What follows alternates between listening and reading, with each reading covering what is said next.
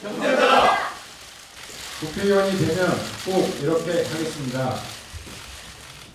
1. 정치 불신을 조장하는 막말을 하지 않겠습니다. 2. 고자진의 월급 갈취나 편법 사용, 책 강매, 우산 가방 들게 하기, 공무원 막대하기 등 자리 갑질을 하지 않겠습니다. 3. 철도, 공항 등을 이용할 때 특별한 대접을 받지 않겠습니다. 4. 돈 있고 힘 있는 사람들과만 밥 먹고 소통하지 않겠습니다. 5. 어떠한 명분으로든 인사소탁을 하지 않겠습니다. 6. 말하는 것에 10배를 듣겠습니다. 7. 진영논리, 닥치고 반대가 아니라 긍정의 정치를 하겠습니다. 8. 경쟁자를 존중하고 도전자를 찬양하겠습니다. 9. 제 밥값은 제가 내겠습니다. 마지막입니다. 한눈 팔지 않고 국민들이 먹고 사는 문제에 집중하겠습니다.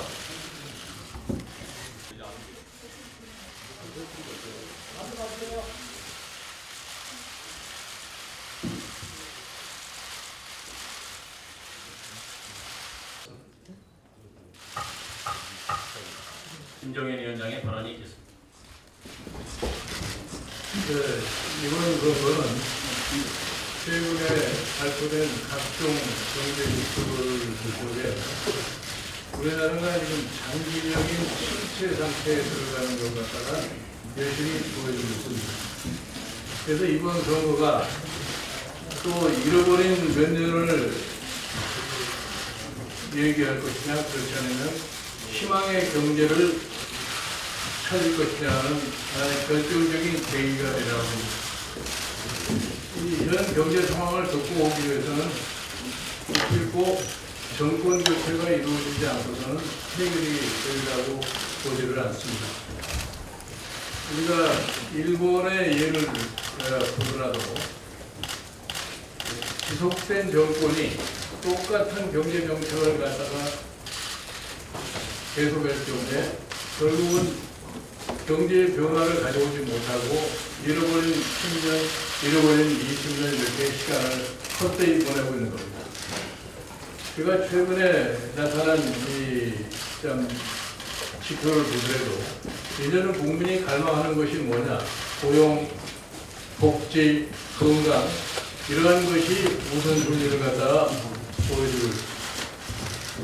그런데 정부는 현 경제 상황을 극복한답시고서 지난 8년 동안 새누리당 정권이 지속적으로 추진해오던 통화랑 증대, 예를 들어서 양적 완화, 대기업에 대한 규제 완화 이러한 것으로서 일관을 했습니다만은 실질적으로 우리 경제 상황에 대한 아무런 변화를 갖다 가져오지 못하고 오히려 청년 실업은 12.5%라고 하는 최고의 수준을 갖다가 보여주고 있습니다.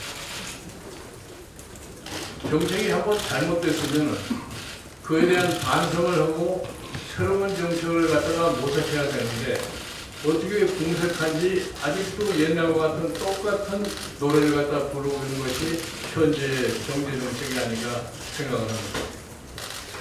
우리가 몇 년이 지난 다음에 왜 이렇게 됐느냐 후회해도 소용이 없습니다.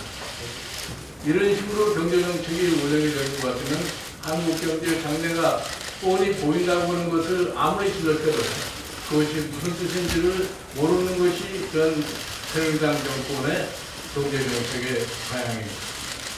여러분들이 잘 아시다시피 양적 완화, 기업의 투자 유인 이런 등등을 해서 과연 우리 경제가 어떻게 됐습니까? 지금 최근에 와서는 가계소득이 GDP에 차지하는 비율까지 줄어드는 추세가 OECD 국가들에서 두 번째로라고 얘기를 하고 있습니다. 또 가계소득이 줄은 원인을 우리가 분석을 해보고 보면은 우리가 지난번 이명박 정권에서 봤듯이 법인세 인하를 하면은 기업이 의욕이 생겨서 투자를 많이 한다고 생각을 했는데 결과적으로 기업은 투자는커녕 기업의 유보금만 쌓여서 GDP 대비 34%라는 것은 요구율을 나타내고 있습니다. 이것을 어떻게 가계나 근로자의 임금을 통한 가계 소득을 증대를 시키고 또 뭐 배당을 늘려서 이 가계 소득을 증대시킨다는 것은 말만 있었지 그 결과는 아무것도 보이지 않고 있습니다. 그래서 이와 같은 것을 실현하려면 결국은 지금까지 경제 운영의 틀을 바꿔야 되는 수밖에 없습니다. 그래서 이것은 정권의 변화를 가져오지 않고서는 일어날 수가 없는 겁니다. 그래서 저는 이번 4.13 총선을 맞이해서 더불어민주당과 함께 소위 지금 현재 문제가 가장 심각한 것이 경제입니다. 그래서 이 경제를 해결하려면 많은 국민들이 투표에 참여해서 야당이 여당을 견제할 수 있는 의석 확보를 갖다가 가능케 해주셔야 된다고 생각합니다. 그런데 현재 4.13 선거를 앞두고 야당은 몹시 분열된 양상을 갖다 보이고 있습니다.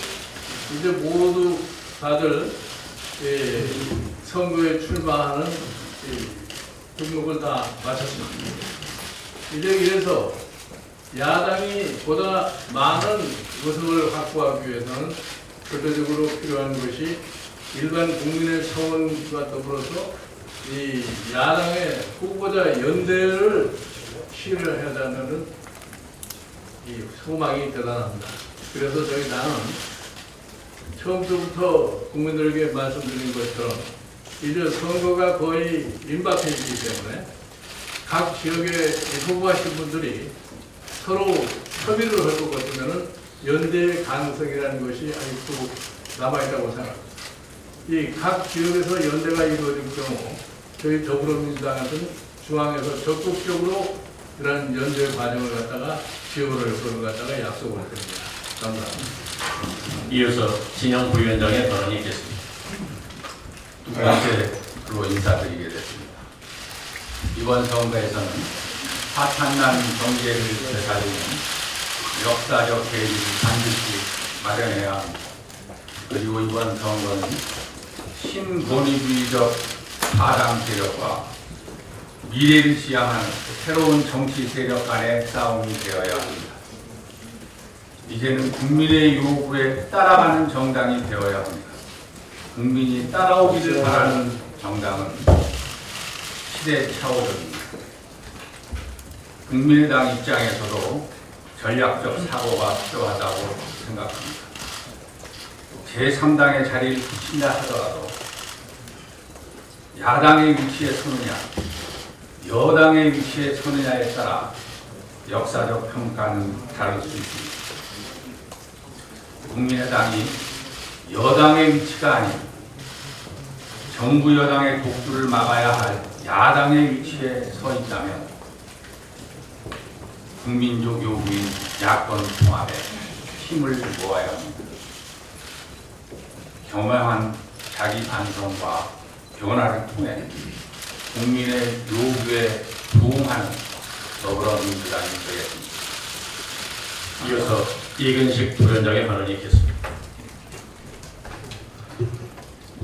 저는 요즘 우려스럽고 통상스러운 몇 가지 이유들 때문에 깊은 잠을 자지 못하고 있습니다. 일부 언론에서는 새누리당이 개헌 저기선을 돌파해서 208석까지 얻을 수 있다고 걱정을 하고 있습니다. 서서히 재앙이 다가오고 있습니다. 그렇게 될 경우 우리 민주주의는 무늬만 남게 될 것이고 대통령 말 한마디에 헌법 개정까지 가능한 나라, 행정부는 물론이고 국회까지 일사불란하게 움직이는 나라에서 국민은 오직 통치의 대상일 뿐 국가의 주인은 이미 아닐 것입니다. 특히야 장기 집권을 위한 흉계를 뜯어낼 것이 명백합니다. 이 책임 누가 져야 할 것입니다. 노동 부분에서는 대량 해고가 대폭 쉬워지고 양질의 일자리 대신 비정규직만 양산되는 악순환이 반복되어서 재벌과 대기업의 대만 불릴 것이요, 지금보다 상상할 수 없을 정도로 부의 편중이 심화되어 민생은 파탄나고 도덕 불균형 갈수록 통제 불가능한 상태가 될 것입니다. 이 또한 누가 책임져야 할 것입니까?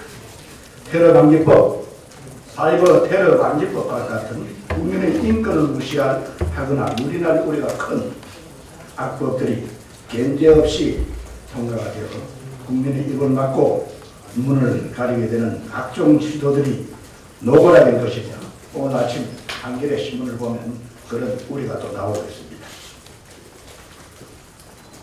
남북관계는 갈수록 긴장되어 안보 불안이 장기화될 것이고, 중국과의 교육과 한류 확산에 알간정이 키워져서 막대한 피해를 가져올 텐데 이를 어쩔 것입니까? 위 사례는 빙산의 일각에 불과합니다. 우리 당이 마치 욕심만 내세워 야권 반일화를 주장하는 것처럼 국민의당은 음해하고 선동하고 있는데, 이제 정신 좀 바짝 차려가지고 이성적으로 판단해서 닥쳐올 재앙을 막아야 되겠습니다. 그러하지 못할 경우 이 모든 책임은 야권 분열을 행동으로 옮긴 사람들과 그들이 만든 당이 책임을 져야 할 것으로 저는 생각합니다. 강력히 경고를 합니다.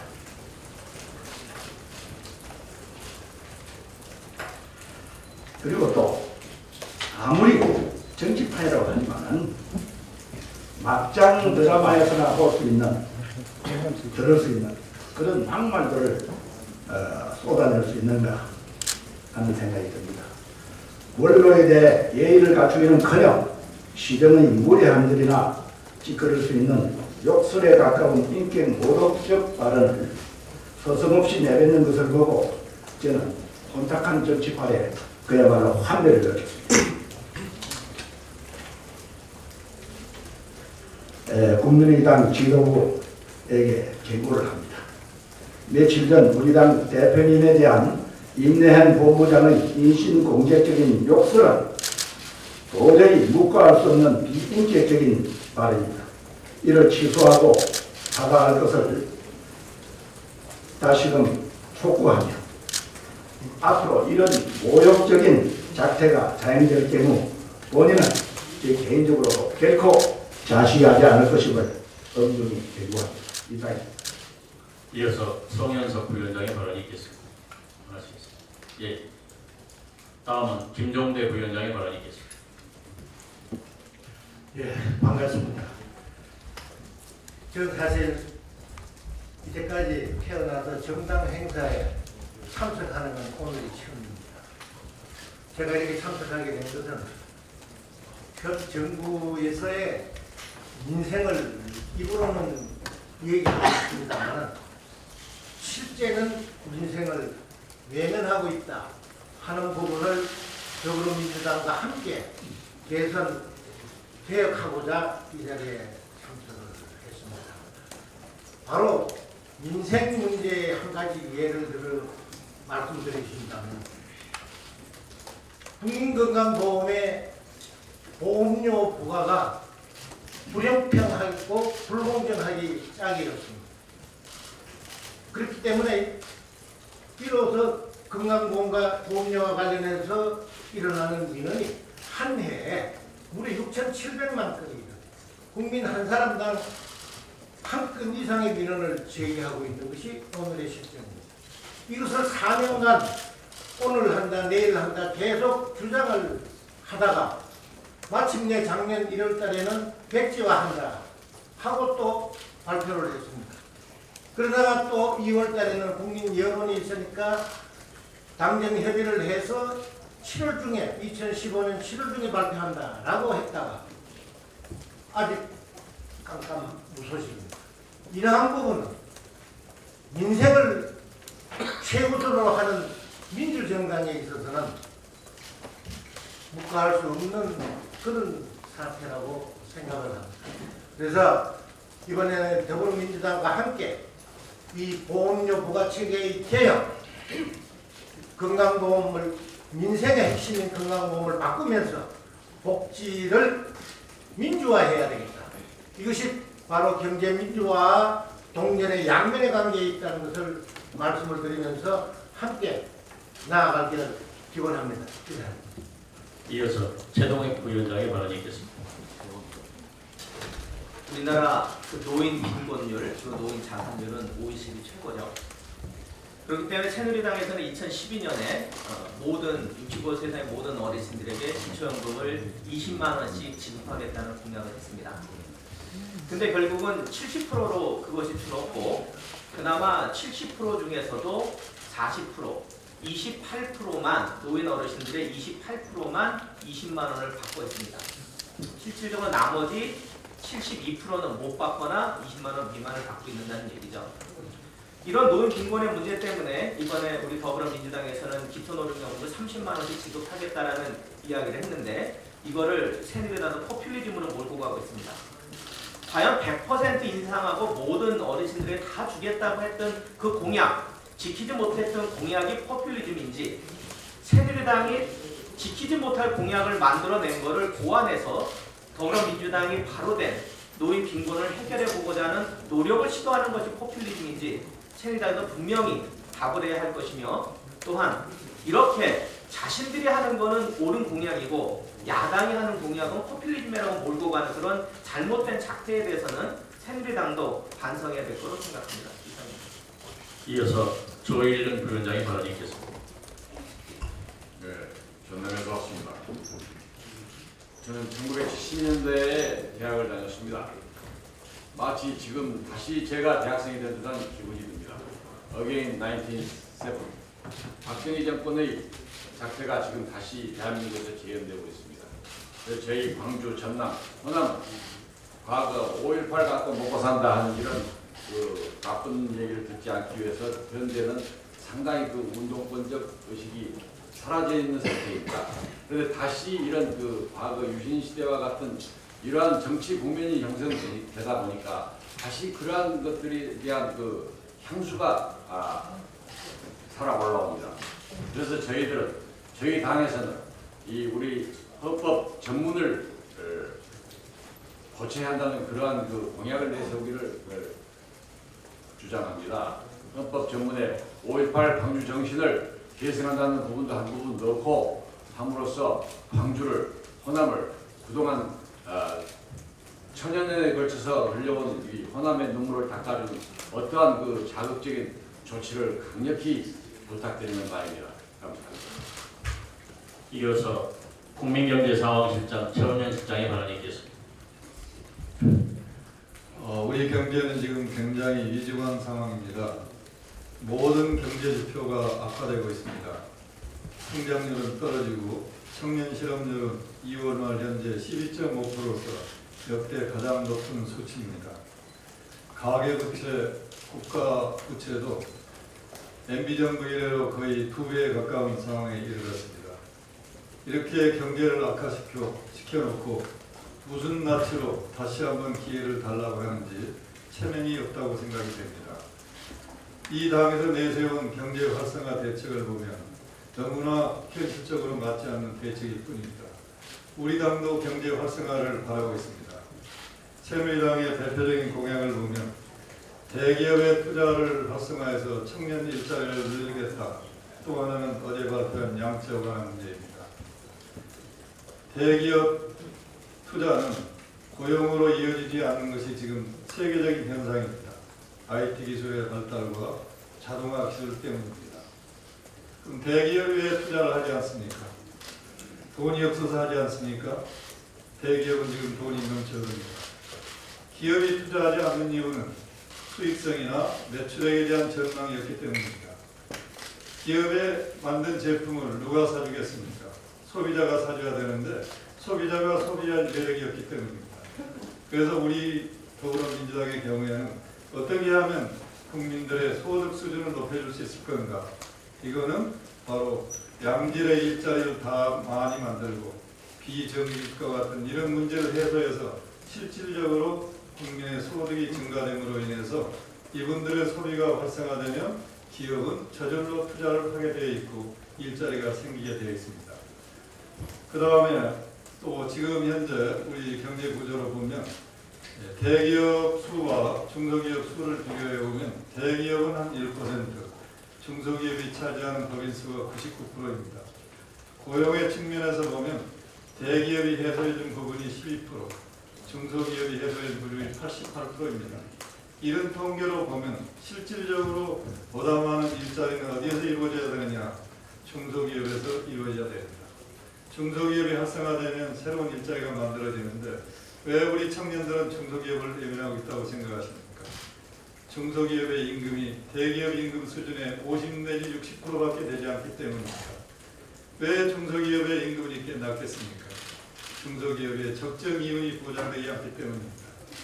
대기업과 중소기업의 그거에 반영해서 부당단가 인하라든지 부당 발주라든지 부당 반품 이런 불공정 거래가 상존하기 때문에 중소기업의 이윤이 보장이 되지 않는 겁니다. 이런 문제를 해결하는 게 우리 당이 제시하는 경제민주화의 한 실상입니다. 이런 거가 잘 해결이 된다면 중소기업의 적정 이윤이 보장이 되고 중소기업의 적정 이윤이 보장이 되면 중소기업의 임금 수준이 대기업에 근접해 갈 것입니다.